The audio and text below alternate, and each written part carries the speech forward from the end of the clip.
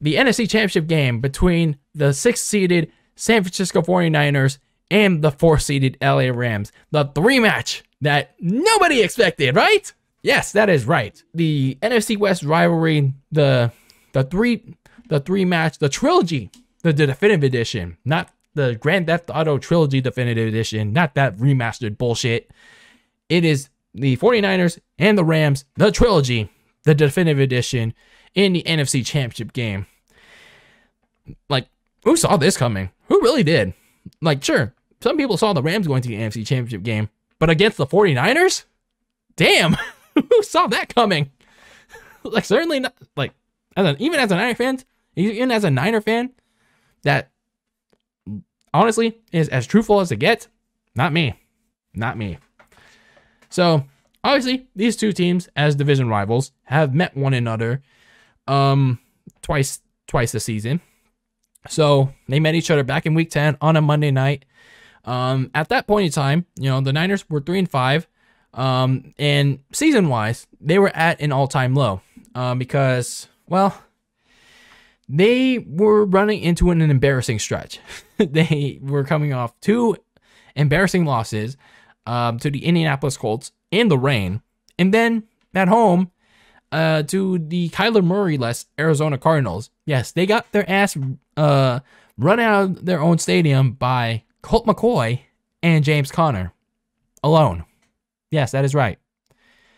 So then, meanwhile, for the Rams, they had their wave of momentum going at 7-2, but then they themselves were embarrassed in that same week that the Niners got embarrassed at home against the Derrick Henry-less Tennessee Titans. But a lot of that had to do with the Titans defense hammering Matthew Stafford. So the Rams were still we're still kind of the favorites to go to the playoffs, go to the NFC title game, perhaps maybe make that Super Bowl run. And during that week of the Titans game, they had gotten former Broncos linebacker Von Miller in a trade, and then they got former Browns receiver Odell Beckham Jr. As a free agent because he got released from the Browns. So this matchup, Week 10 matchup against the 49ers was like, oh shit. When I did that preview, I was like, oh man, this is going to be a Monday Night Massacre.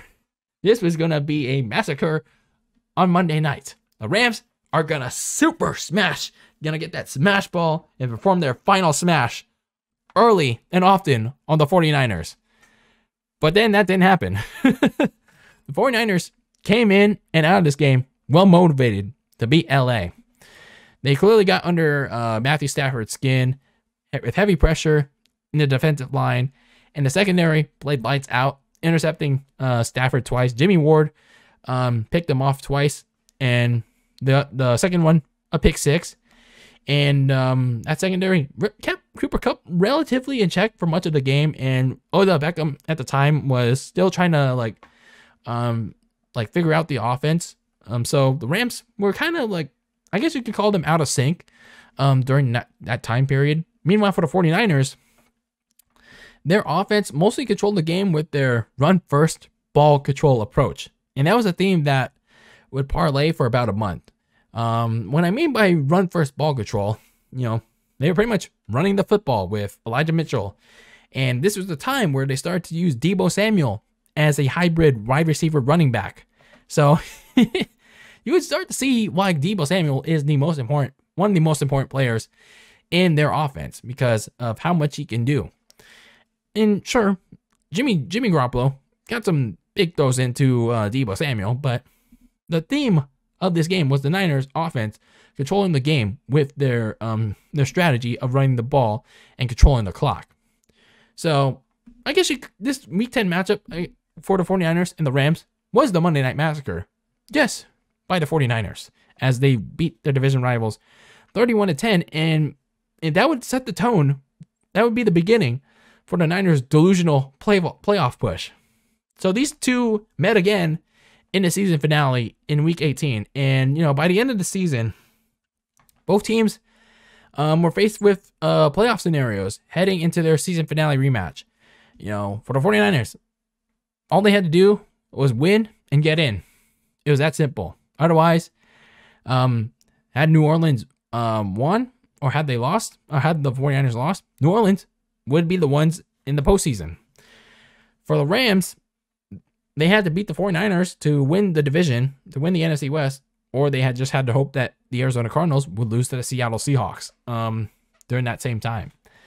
And, in this game, early on, it seemed like the Rams were poised to accomplish their goal and take out the 49ers. They were smashing them 17-3 on the backs of that offense of Stafford, Cooper Kupp, and their tight end, Tyler Higbee. But then the 49ers readjusted and played a total team game in the second half. Jimmy G and that offense were burning that LA defense that played lights out in the first half.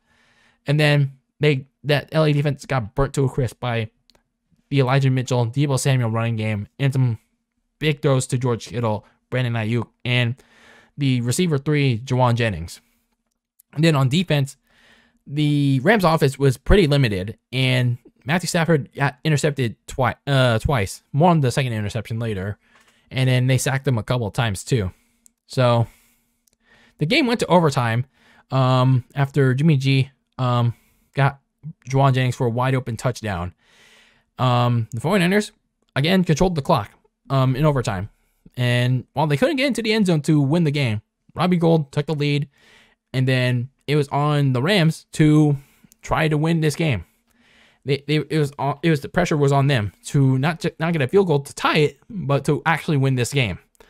But then Matthew Stafford throws an underthrown, pressure-driven interception to rookie Ambry Thomas to give the Niners their delusional playoff spot and seal their win 27-24. Like, imagine that. Here they are. Niners fans were rejoicing. So the Rams clinched the NFC West, but certainly not in the way that they imagined. Because, sure, Seattle beat Arizona. Seattle gifted the Rams the division. But again, for the Rams, certainly not the best feeling in the world, having clinched your division, but also losing to your division rival, and that's at the same time. So here they are, the NFC Championship game. But when it comes to their playoff run, certainly interesting directions that they took. For the 49ers, they got that playoff spot in the final week of the season in LA. So they became the 6th seed. It could have been worse for them. They could have been the 7th seed and played Tampa Bay earlier on. So fortunately for them, they traveled to the Dallas Cowboys in the NFC wildcard round. That was also on Nickelodeon, by the way. So in that game in Dallas, they managed to get strong performances from their defensive line and the running game. And that defensive line really, really stood out. They severely limited Dak Prescott in that Cowboys offense for much of the game, as well as the running attack on offense, which was the Cowboys' one weakness, which was the run defense. And for the Cowboys, they were just committing mistake after mistake. They were doing a lot of stupid things and committing a lot of stupid penalties. But in spite of all that, Jimmy G threw a terrible wide open interception in the fourth quarter, and that set the tone. That gave the Cowboys some fire in their ass to try to make a rally in the fourth quarter to win this game. But their own stupidity yet again by letting Dak Prescott run the middle, calling a QB draw, dumbass Mike McCarthy, call a QB draw with no timeouts remaining from either team. But especially the Cowboys, you had no timeouts. You call a QB draw in the middle, let Dak Prescott slide instead of trying to run out of bounds, and then expect him to spike it with less than 4 seconds remaining, and then the referee bumps your ass instead of handing him the ball, and then you run out of time to spike it, and the Niners hang on to win 23-17, or whatever the score was. But goddamn, like, the Niners lucked into that one. The Niners lucked into that wild card win because of Dallas' stupidity. But the opponent that they were going to face in the divisional playoffs wasn't going to be a team that committed stupid penalties. Wasn't going to be a team that wasn't as mentally unprepared at least at the time, and that team was the Green Bay Packers, the top seeded number 1 seed Green Bay Packers, and their likely MVP quarterback, Aaron Rodgers. And in the divisional playoffs where it was cold as ice, Aaron Rodgers and Devontae Adams immediately hit the gas pedal on the Niners defense during their opening possession. A.J. Dillon ran into the end zone, took that 7-0 lead, and, it looked like that the 49ers playoff prophecy was going to be fulfilled. And if you don't know what that playoff prophecy was, let me remind you. The Niners make this delusional, playoff push to get one of the wild card spots, and then once they reach the playoffs, they get smashed in the first round by a more game opponent. But then if they somehow survive, they would get smashed in the second round by the top seed or whoever was the next best opponent. But then the rest of the game happened. In the snowy weather that was Lambeau Field, the 49ers defense readjusted. They put on the afterburners, especially in that front 7 with Eric Armstead, Fred Warner, and Nick Bosa. They put Rodgers in that offense in check since that opening touchdown they gave up, and only limited them to a field goal. So 10 points total. So kudos to that Niners defense, because they mainly kept San Francisco in the game because Jimmy G and that offense couldn't get anything going until the last 3 minutes of the game. And boy, they really needed that Niners offense, because the only way that Niners offense really woke up was a special teams miracle from Jordan Willis and Talanoa Hufanga. Let me backtrack a bit. Jordan Willis blocked a punt in the last 4 minutes of the game, and then the safety, Talanoa Hufanga, recovered it and got a special team touchdown, tied the game at 10, and then the defense got a 3-and-out on A-Rod, and the offense marched down the field, get into field goal range, have Robbie Gould send the 49ers to the NFC Championship game, 13-10, and who would have expected these 49ers to be in the NFC title game? Who? With a suspect secondary and mediocre quarterback play. And speaking of mediocre quarterback play, I don't know why you all are getting on Mina Kimes, like that ESPN analyst. I mean, this is not me trying to simp for Mina Kimes. I'm just saying, what Mina Kimes said on First Take, it's true. It's mostly true. Aside from the part where Jimmy G does is the guy that does nothing, but went on the A+ project. I mean, what exactly has he done?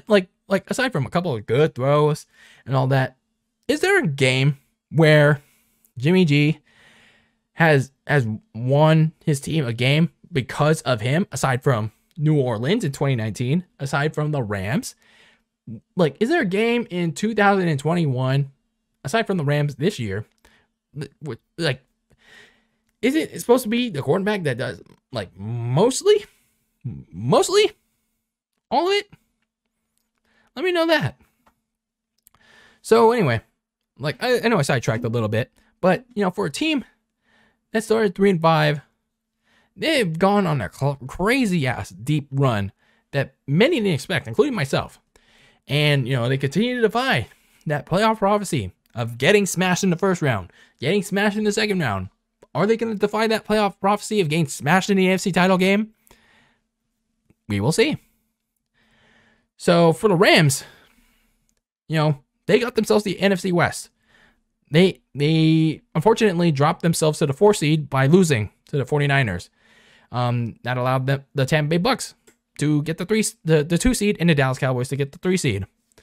So going into their wild card game against the Arizona Cardinals, the Rams clearly not the happiest of bunch of teams.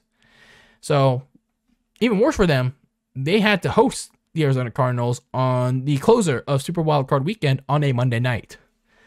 But despite all that, they completely destroyed Kyler Murray and the Cardinals, because having another struggling team was exactly what the doctor ordered in Los Angeles. They completely handicapped Murray in that offense, severely limited them. I mean, sure, they were already struggling since they lost DeAndre Hopkins, But that defense of Aaron Donald, Von Miller, Jalen Ramsey, they completely stuffed Murray, and they were creating opportunities on defense to completely run them out of the building. And Matthew Stafford in that offense had a relatively good game in the air as they hammered their division rivals 34-11. And then going on to the divisional playoffs against the defending Super Bowl champion Tampa Bay Bucs on the road, it seemed like, this Rams team was going to pump the brakes, or was going to push on that gas pedal like early, often, and never let go of it against Tom Brady and the Bucs, because Matthew Stafford, Cooper Kupp, OBJ immediately attacked that Bucs secondary, and that pass rushing duo of Aaron Donald and Von Miller were completely dominating the Bucs offensive line that was not having its top tackle Tristan Wirfs, and it forced Tom Brady to get that ball out quick. So pretty much Brady was on the ropes for much of this game. But they were leading 27-6 midway through the third, and you never want to count out Tom Brady. Y'all remember Super Bowl 51, right? Y'all remember that, right? So you get costly fumbles from Kupp and their returning running back Cam Akers. That allows Brady and the Bucs to rally back. They make their way back into the fourth quarter, tied things up at 27 apiece. 40 seconds left to play, but guess that was all Matthew Stafford needed to have the defining moment of his career. He found Cooper Kupp in open space to get into Matt Gay's, their kicker, into his range, kick the game-winning field goal with no time remaining, and they hold off the Bucs comeback bid 30-27, eliminate Tom Brady in the divisional playoffs, as the Rams on their way to the NFC title game against the 49ers in LA. One game away from potentially hosting not just an NFC Championship game, but also hosting the Super Bowl in their home stadium. So these NFC West champions certainly possess an explosive team on all sides. But you just sometimes have to wake them up when they're leading big, because they can slip up and let their opponents back in the game, and it can completely bite them in the ass. So some of the biggest storylines going into this game on Sunday afternoon is the Rams' ability to overcome their biggest kryptonite in the 49ers in order to play the Super Bowl at home. Because for the Rams, they've lost 6 straight against the 49ers. For whether the 49ers had a losing record in 2020, or even if they had a losing record in 2021, the Rams got their ass beat by the 49ers. The 49ers swept the season series against the Rams for 3 straight seasons. Like, whatever magic, whatever voodoo doll that Kyle Shanahan has on Sean McVay, it's clearly working. It's clearly working. So in the biggest game for both teams, the Rams have to find something to overcome its biggest kryptonite. It's not Tom Brady. It is not the Arizona Cardinals. It certainly isn't the Seattle Seahawks. It is the 49ers and Kyle Shanahan. And for the 49ers, it's their own potential to cap off their Cinderella run with the NFC title win. I mean, sure, 2019 was something. 2019 was something, top seed, first NFC title game at Levi's. But, going this far, going this deep, exceeding like everyone's expectations, to everyone's surprise, they made it to the NFC title game, upsetting the top seeded Packers, upsetting the Cowboys. Can they pull off one more win and be in the Super Bowl in the same stadium that they could potentially eliminate their division rivals? Could it happen? And there's something to keep an eye on with where both teams' offensive lines, the left tackles Trent Williams and Andrew Whitworth. For both of them, they seem like they're going to be trending towards playing on Sunday, but any last minute things could keep them out of it. So some of the key matchups going to this game is obviously going to be, one of them is Jimmy Garoppolo versus that entire Rams defense. Can Jimmy G actually play a good, mistake-free game against that Rams defense that has been playing red hot? Aside from nearly blowing that lead against Tampa Bay. And then you also have Matthew Stafford and Kupp going against the 49ers defense for the third time. Like, have Stafford and Kupp are they going to be able to find a way to finally break that mold against the 49ers, like, ferocious pass rush? And then the 49ers offensive line against Aaron Donald and Von Miller. One of the 49ers' biggest weaknesses is that right side of the line. They did not do good at all against the Green Bay Packers on a Saturday night. And when Aaron Donald and Von Miller were going up against Tampa Bay, against that offensive line, without Tristan Wirfs, they were attacking. They were eating and forcing Tom Brady to get rid of that football. So, something to keep an eye on during this NFC title game against San Francisco. So, some keys to victory for both teams. For the 49ers, Jimmy G, it's very simple. You got to play your absolute mistake-free, clean, best game yet. Like, I guess you could call this like a pseudo to what Mina Kimes said. It's like, you got to be part of the project. Like, if you want to prove Mina Kimes wrong, you got to be part of this project. You got to finally have the game where you're part of the project. You got to win the game because of you. You got to play your absolute, like, sure, like, a lot of people are going to be like, oh, no, he's just a game manager. He's just a guy that's part of the rest of the team. But the most important position in the NFL is quarterback. And at some point during this playoff run, especially if the Niners make it to the Super Bowl, Jimmy G has to contribute. He has to be the guy to get the 49ers into the Super Bowl. So maybe this is the game against a division rival that the Niners have had the Rams number on. This is the game that he needs to do his best on.